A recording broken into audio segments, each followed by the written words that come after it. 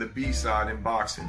B-side shit. B-side. B-side. And the B-side. You got a B-side. The B-side. B-side. B-side. B-side. That B-side thing. This is the B-Sides Boxing Podcast. Lights, camera, people crowd around. Hey, it took me a little bit longer to get back to you than I expected, but here they are. These are our picks for 2023. Fight, fighter, knockout. You get the idea. So I just cut right to where the last segment ended. So just picking right back up. There was nothing in between that was missed. So here we go. Did you all bring your end of year picks? I did. There's a couple that I really struggled. Yeah, some to I get struggled with anyway. also. I was going to lean off you guys for a few of them. All right, well then I will lead off on them since I got the good ones. I got the goods here. All right, so fight of the year. I went with Emmanuel Navarrete draws with Robson Conceição. That, Really? That wasn't even on my list. yeah. It was a lot of great back and forth action, and the draw called for an immediate rematch, which they both were interested in taking. It was a good fight. I really enjoyed watching that one. I'm going to pretend that was the main event of that card, because there was nothing after that. There was no more boxing after that fight. You see what I did there? Oh, I would say either that one or the Jaime Munguia and Derevchenko fight. That was That a was good really one. That's good. who I had. That's who Okay. I had. Those are good pick. That's a good pick. My honorable mention was Ramirez versus Espinoza. Ramirez? I'm so bad at names. Huh. Why can't I think of that fight? 1 second. Yeah. Which Ramirez who? Yeah, this is the problem, isn't it? Rafael Espinoza upset Robesi Ramirez. Robesi Ramirez. Yeah, that was interesting. It was a really fun fight. I went and I rewatched the Munguia Derevchenko. I rewatched Laura versus Lee Wood. And I rewatched Ramirez versus Espinoza. And they were all great, but Munguia Derevchenko was by far my favorite. Yeah, that was really good. It was just all action, and poor Derevchenko got fucked again. He did. It was super close. What didn't he get knocked down? He got knocked down in the 11th, I want to say. I think that's what put it over the And edge. that literally is like He it was so winning up close into on the that point. scorecard. Yeah. And because I rewatched it, Munguia had been trying to pay him out to make it a 10-round fight and not a 12-round fight. And if Derevchenko had taken the money, he would have won the fight. Get paid and win. Yeah. Okay. Fighter of the year. I know you at least Shinada you're gonna have Inoue for sure. Yeah. Drip you might not, but so I picked Inoue. That's my first pick. Beat up Fulton, who was a unified champion. Then you dust off Tapalas to get the full four. But so for the sake of variety, I'm going with Janibek Alimkhanuly. He just destroys Stephen Butler, and then unifies with German citizen Vincenzo Gualtieri. And That is a niche pick. he does not speak Italian at all. He's very German. But I'm just his name throwing. is Vincenzo. I know. That's what makes it so fun. Yeah, I'm throwing him out there as like just for variety. Like in a way, come on, like he's the guy. There's no fucking question about it. Yeah, I guess like runner-up, I'll say Devin Haney. Which is that's a good shout. I've seen some people say Crawford. For one win. Yeah, I It would was say a my big win. reaction. No, that's my reaction. I've also seen an argument for Zhang. But No, think so. it's Inoue. Nobody beats Inoue this No. year. Yeah. Crawford All right. does have a very, like, the magnitude of his single win is great. Yes, there's a very big argument there, but I still don't think that it counts over like Inoue, who has 2 very large wins, or Haney, who had 2 very large wins. I don't think so, buddy. He could have just like fucked up some random mandatory, and that could have done it for him. But all right, new challenger of the year. I picked Abdullah Mason. Been high on this guy for impossible to dislike that kid. To use the Discord standby. He went 5-0 this year with 4 stoppages. My runner-up is Tenshin Nasukawa, who went 2-0. I got Andy Cruz. Good pick. Yeah, that's the only one I could really think of. This is one of the ones where I really struggled to come up with names. I would say Andy Cruz would likely get it on name recognition and given how his pedigree coming in, his amateur pedigree coming into the pro ranks, absolutely. All right, upset of the year. My number 1 pick, Roy Jones Jr. fought on April Fool's Day. Very fitting. I am upset that he's still fighting. That's the upset of the year. I was gonna say upset of the year. I'm sorry. Go ahead. For the jokes, that was for the jokes. But Erickson Lubin beating Jesus Ramos. That's quite an upset. Ooh, so this is gonna sound a little cliche, and don't ring me out for it, but honestly, Parker being Wilder, kind of an upset. No, that's a good one. No, I didn't Like, see it coming that way at yeah. all. I'll definitely throw it in there for contention. I didn't write down first names again. Who beat Figueroa? Fulton. That That was last.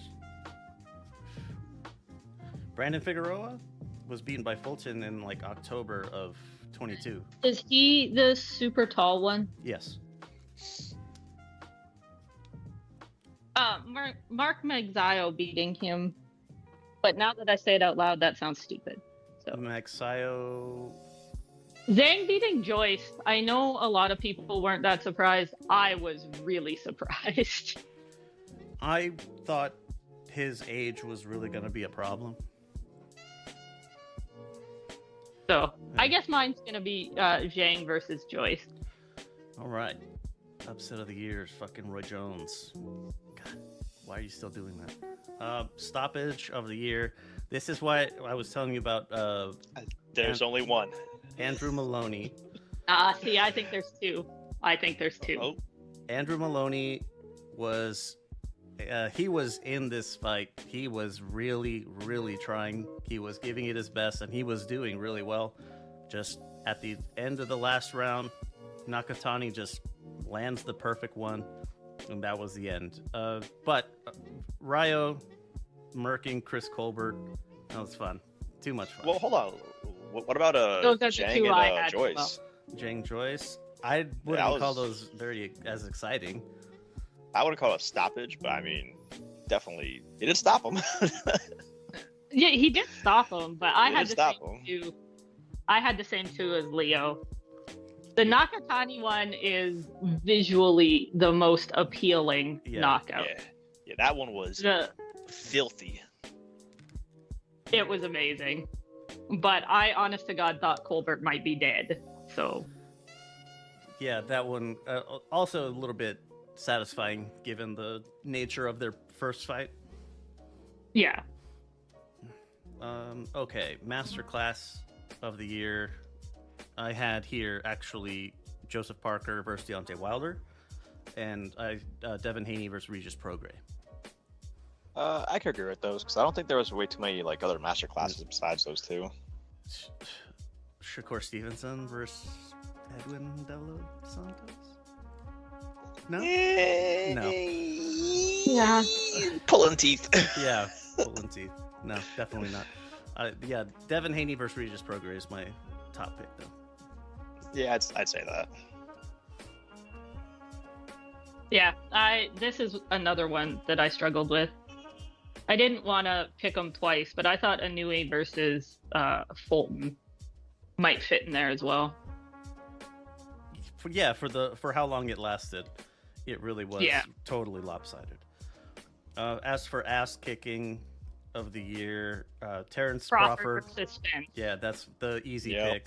But for variety's sake, I have Jaron Ennis versus Roy Maivia. My honorable mention was Bam versus Sonny. That is a good one, though. Very good. My honorable mention is hold on, fuck. Who did he fight? I don't want to spoil it just yet. Hold on. Don't hate me for this, but Montana Love and Liam Paro. What? Who would hate you for that? Montana Love. Man. I mean, poor Paro fella. Paro did whoop his ass pretty bad. He did. And, I mean, I don't think anybody really loves Montana. Yeah. Oh, the puns are on fire today. I know, I can't help myself. Get That's a like ref in here. Get Tony Weeks in here. For comeback of the year, the Lee Wood coming back to beat Josh Warrington. That one was great. My fun pick, though, Jericho O'Quinn was losing every single second of 14 minutes and 19 seconds of boxing. Every single one of those seconds he lost until he got that lucky shot on Peter McGrail to knock him out. Yeah, that was Yeah, can't argue out that. of nowhere.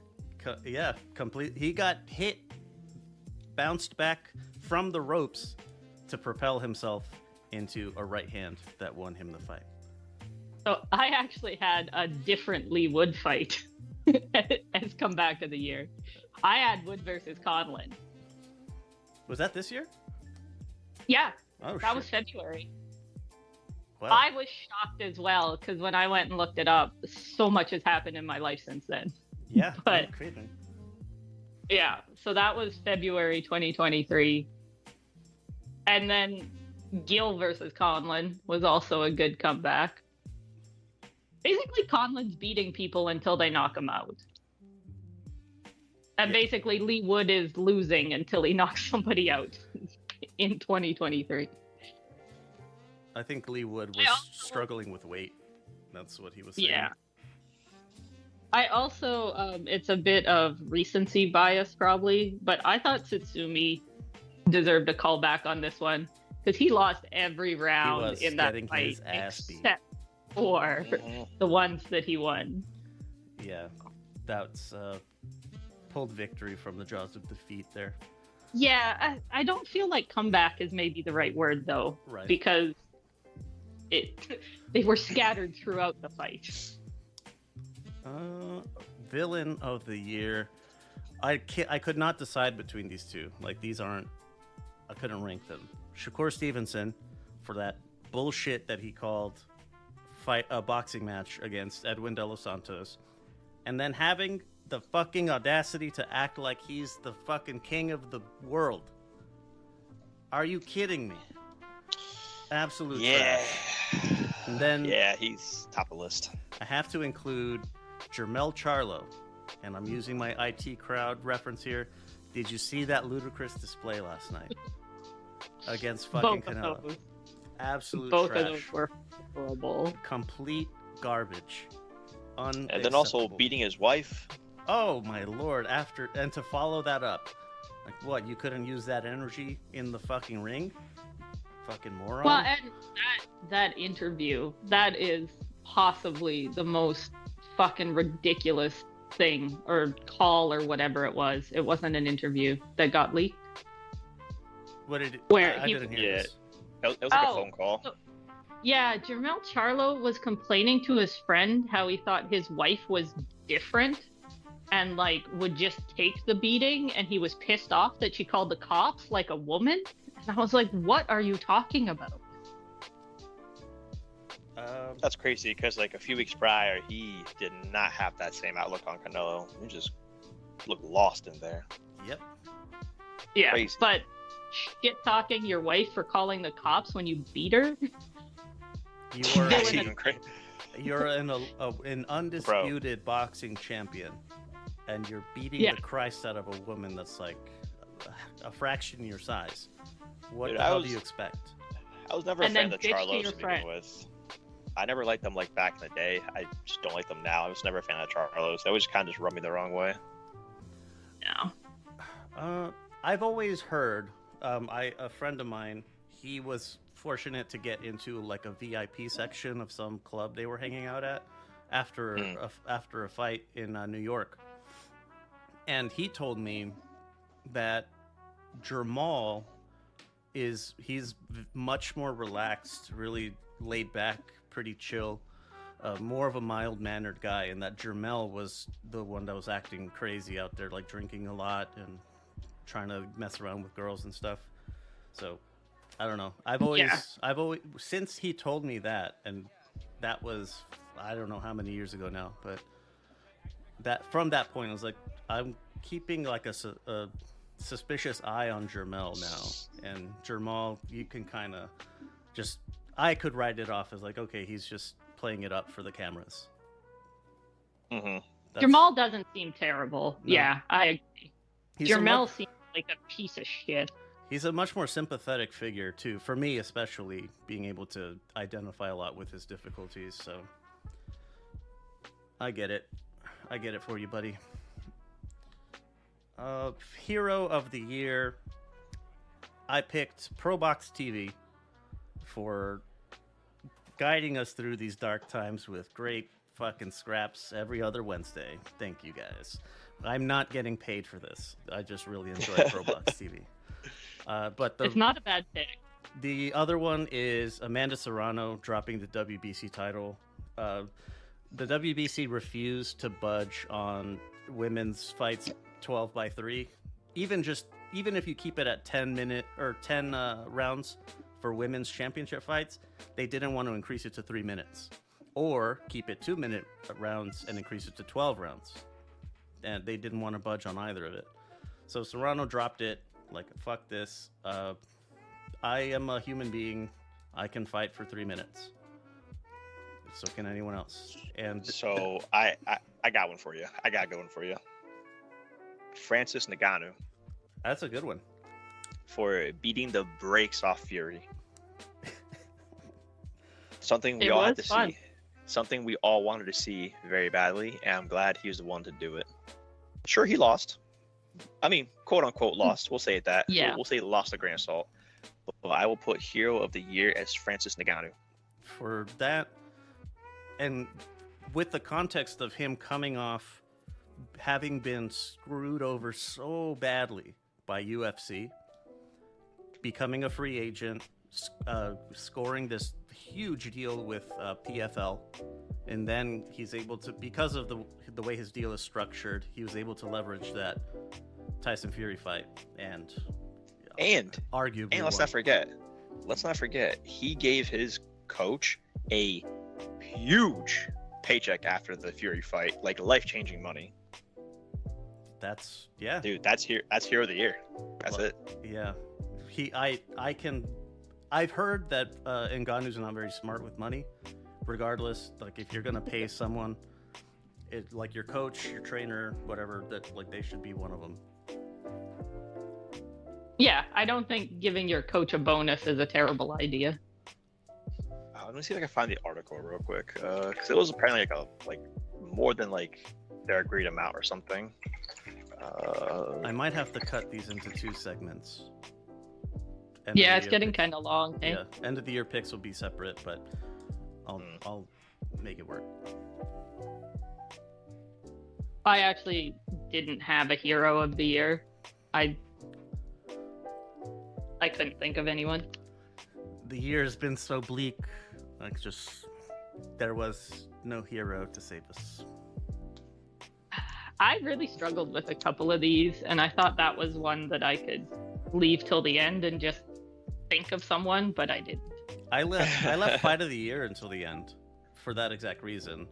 And as I found Shakur Stevenson as the villain and was like, oh shit, that's right. Navarrete Contessa was awesome. So there you go, Fight of the Year. Completely forgot about the other ones. Fight of the Year was the first one I did, and I rewatched like 6 fights for it, and it took so much time, but it was awesome.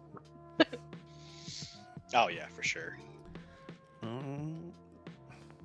I do like to wait, no, these we can scrap, but at the mid-year I like to do it again and hold on to those until the end of the year, see if it changes, see which ones carry okay. over.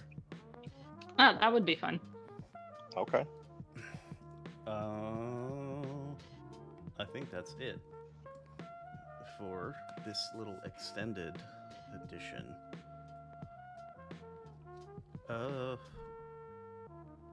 Right. I'm sorry, lost my. I think I'm getting a little bit Tony Weeksy up in my head. So other shows go to. Oh yeah, he should also be. Oh no, I guess that's this year. I was gonna say he should be villain of the year. You could hold on to that one for the mid-year. So other stuff that I do is lvxmedia.net. There's all the other shows are there. MMA, slice of life, politics, if you're into that kind of thing, or astrology. Similarly, if you're a skeptic, even it's still fun because I'm the resident skeptic on it. So we're still working out how we're going to structure the social media stuff, but for the time being, Lux Media Net on everything. If you can't find it, I'm not on it. Best way to help though, besides like interacting with social media shit, is rating on wherever you're listening. Helps a lot, more than anything. If you want to comment on any of our picks, check the luxmedia.net boxing B-Sides Boxing button. There's a phone number there, 833-LUX-PODS. It's anonymous. If you call it goes straight to voicemail. You can text if you want. Definitely interested in hearing what you think about these picks. I think you did a good job. I don't think anyone will have anything to say. Yeah, not much contest there. Yeah, so I think that's gonna do it. Parting words. B-Sides Boxing, like, share, subscribe, check out the merch, and get it back Tuesday. And fuck Tony Weeks. Fuck Tony Weeks. Keep your New Year's resolutions simple. Oh, That's mine. actually, fun bit from our astrology, cosmology, tarot, and all that stuff. It's called Ookie Spooky Stuff. One of the other panelists on there, she told me most people's New Year's resolutions fail because in primitive times, the new year was the vernal equinox, not the 1st of January. So when spring has sprung, that's the new year. Oh, like the Chinese Lunar New Year? Is that what you mean? I don't think it's lunar, because it's the vernal equinox is still a solar thing. Okay. But yeah, just a little fun fact. If you want to hear more about that type of weirdo shit, there you go. That's gonna do it. Wait. More? I thought I heard somebody take a deep breath like they were excited to say something. Oh, that was me. But it's not for boxing. But I did the shrine visit, the New Year shrine visit. It was super cool. I went to the really big shrine in Tokyo. It was madness busy. Yeah. And it was the Buddhist temple gave me a bad fortune. So you tie it up and leave it there so the bad luck stays with the piece of paper. And I went to the Shinto shrine for my favorite of the Shinto gods, the Inari, and they gave me the extra good luck. So I brought that one home. So it's going to be a good year. Very cool. There you go. There it is. It's going to be a good year. Tony Weeks is going to fucking retire. I knew he was going to keep his run going. We're going to hopefully see AJ fight in Vegas. Fingers crossed. AJ Wilder in Vegas finally. The good will come. All right, that's going to do it for this episode of B-Sides Boxing. Thank you for listening. Alrighty. See you later, alligators. What? What?